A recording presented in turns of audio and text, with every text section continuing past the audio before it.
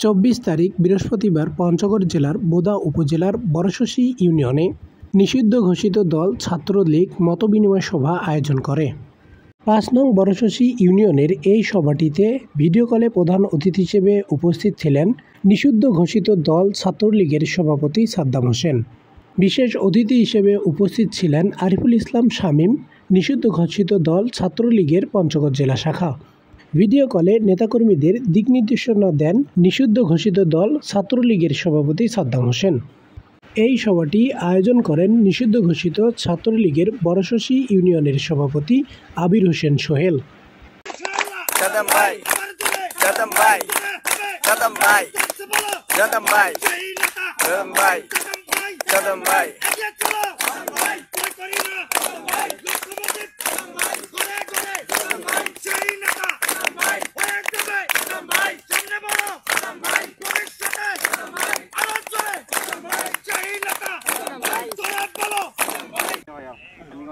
এই তো ভাইয়া ভাই পরে কথা হবে ভাই ফোনে আপনার সাথে মেসেঞ্জারে।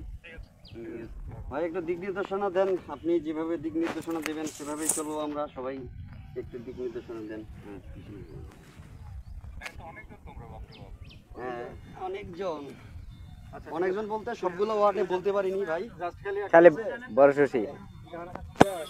হ্যাঁ সবাই মাঝখানে আমি যেভাবে বলবো তার সাথে সাথে খালি সাদ্দাম ভাই বলবো। হ্যাঁ